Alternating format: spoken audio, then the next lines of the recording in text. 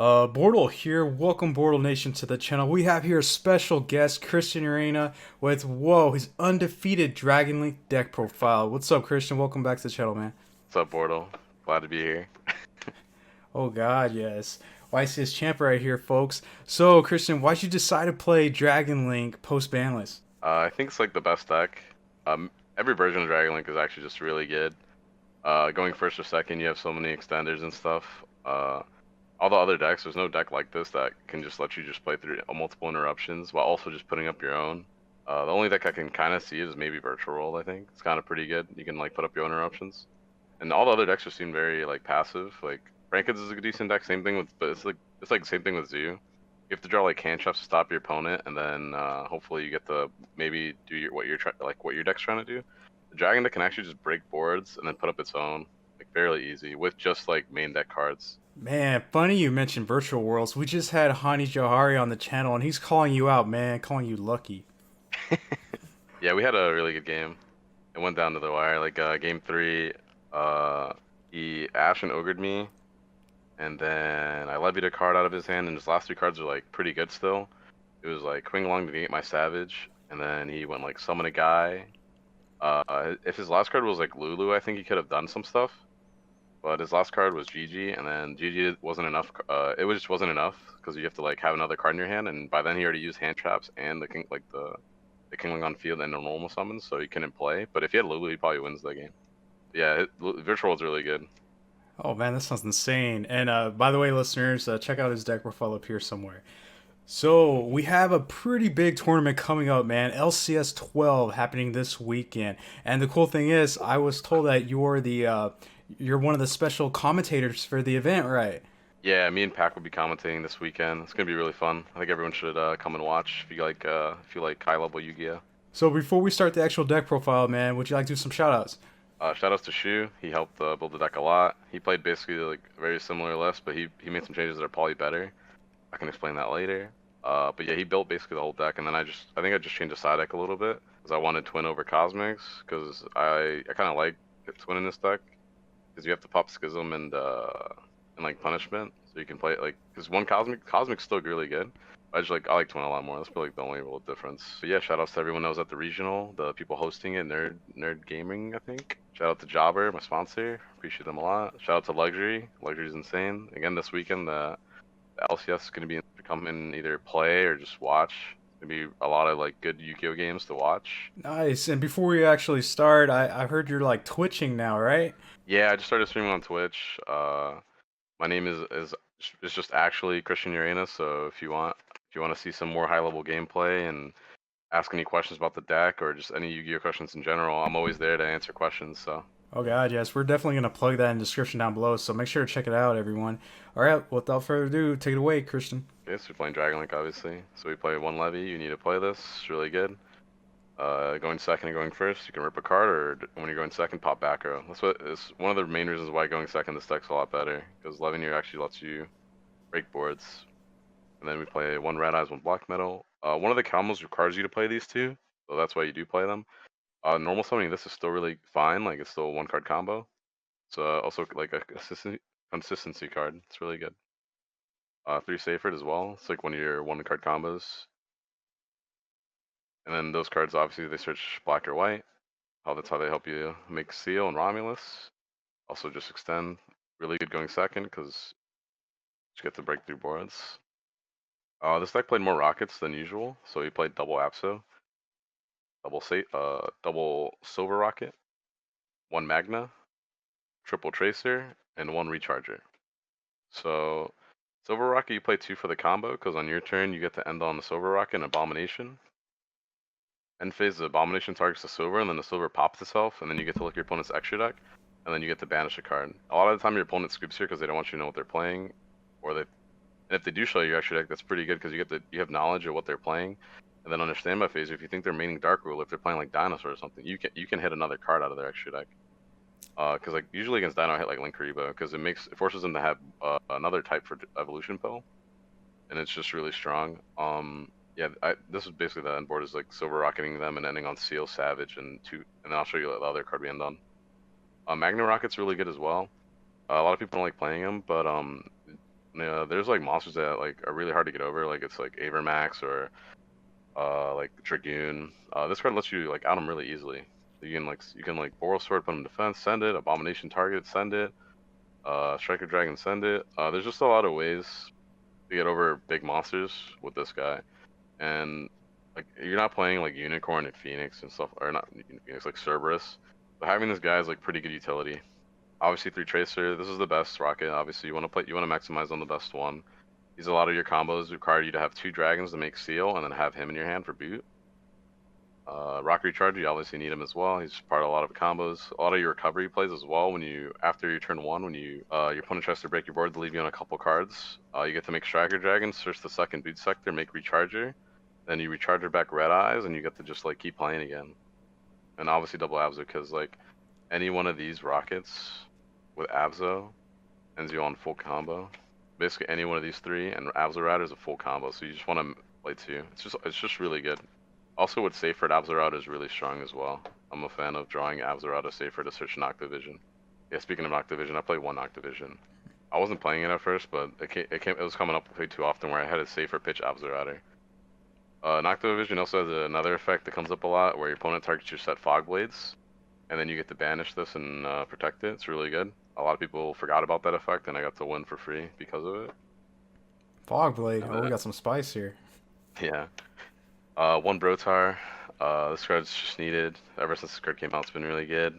Searches you Levineer or whatever piece you need. Sometimes Black Metal. When you get into beards, if you haven't used Black Metal, you can search Black Metal and still make B-Cop and then still full combo with Pisty and make the linger. Like, yeah, it's just a lot of. Brotar is definitely needed though, for sure. Just a really good card. Also, you seal summon it and get to search a card.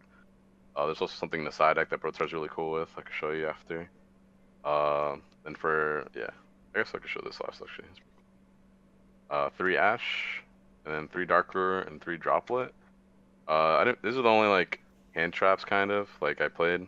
Just like board breaker ones.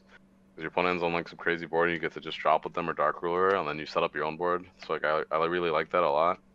Ash just because it's the strongest card. If there was like a third type of card like this, like Dark Ruler Droplet, I would play it. It's like something that can negate your opponent's whole board, so you can set up your own. But Ash was fine. It can negate Red Eyes Fusion. It can negate like just random cards, like New Year's Servant, Alice.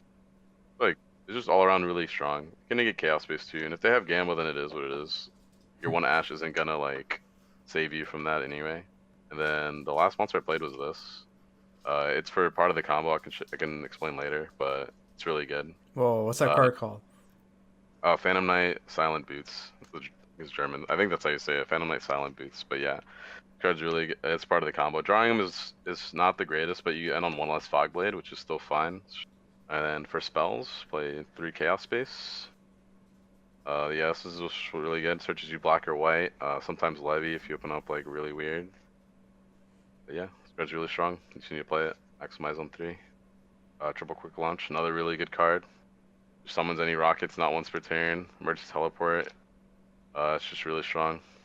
It's better in this deck than most decks, I think, because your deck's all rockets. So, Oh and yeah. your deck's, yeah, you just required to have like two rockets in the Tracer. So that's why I only played 2 World Legacy. A lot of people are gonna be like, oh, why didn't you play 3 World Legacy? Like, Shuping was telling me like I was trying 3 World Legacy, it was fine, but there's hands because we're playing more Abzarad, Nocta, stuff like that. This card is more of a brick card, and we're just not trying to brick on these. We have a lot of rockets, and the combos required you to have 3 different rocket names. So playing more of this isn't gonna help that. You wanna maximize and draw on the rockets. But you could play 3 if you want. I think it's fine either way. I did like 2 though. I think it's fine. Going second, I think the third one would be kind of nice, but going first, I definitely think 2's probably correct. Double Boot Sector, another card that people will probably be like, why don't you just play one? It's a brick. This card's not even a brick to draw. A lot of the time they negate your Striker Dragon once they know what you're playing. So having the second one is pretty cool. Turn 1 you usually search one, right? You search the first one, then you play, and then next turn for recovery you have the second one. They never expect the second one too, so they'll set up if they try to break your board and set up their own board, all you need is like a level 4 dragon. You get the Boot Sector, add the Boot Sector, summon recharger back, whatever if you want, or you summon the Striker Dragon, activate the Boot Sector, and you can summon like 2 dragons back from your graveyard, sometimes 3. Like it's just really strong. Oh yeah, and you're definitely playing a lot more targets for it too. Yeah, we're playing so many targets, so you get to actually maximize on the boot sector. And then one Dragon Ravine. Dragon Ravine's really good. You search it off Romulus. A lot of your combos require this if you don't open up Rocket Tracer, because you need to search Rocket Tracer for your combos. And then for the trap cards, I play 2 Fogblade. These are part of the combo. You get to end on 2 of these and the full board. Just really strong. Helps a lot with Dark Ruler, because when your opponent's Dark Ruler you or Droplet you, you can chain Phantom of Fogblade on your spears, and then your spear won't be negated by the Dark Ruler. It'll just be negated by the Fogblade. The Fogblade is only when the monster's face up on the field, so you get to tribute this and still bounce a card, and then you get to resolve the second effect as well. A lot of people didn't know that, and I actually got a lot of people off guard. They're like, "Why are you chaining that?" And then just like later on, I get to bounce something. They're like, "Whoa, wait, it's negated." And it's like, "No, it's not, because Fogblade only gets it face up on the field." And yeah, I got a lot of people off guard with that, and I think that's pretty cool interaction this deck has. This deck kind of struggles with back row decks.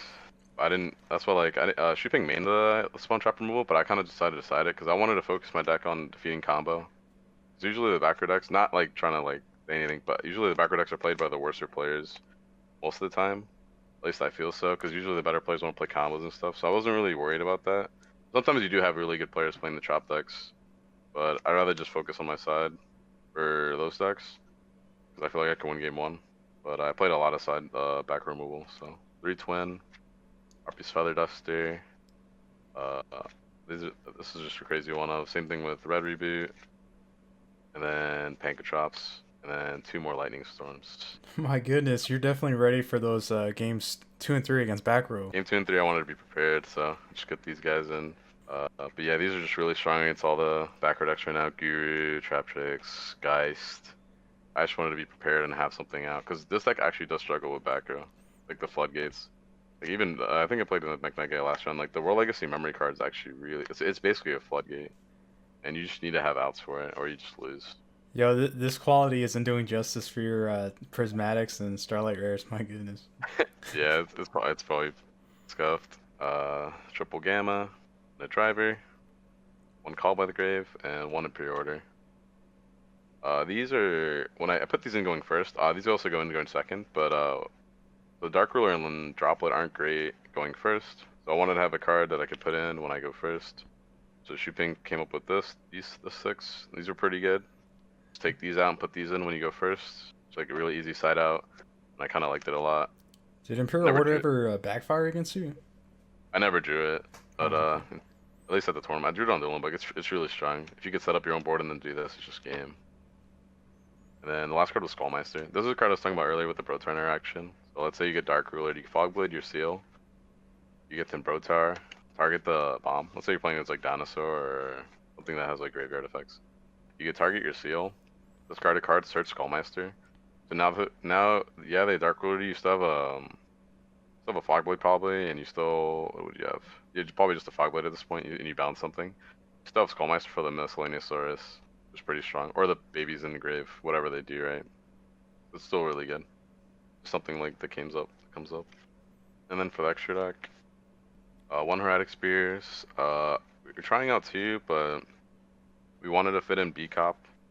Because when you get imbued on Seal, you get to summon Brotar, and then Brotar switches you black or white. Probably black, yeah. Switches you black, and then you get to make B-Cop. You can't make Seal because it's light, and you're usually locked into darks.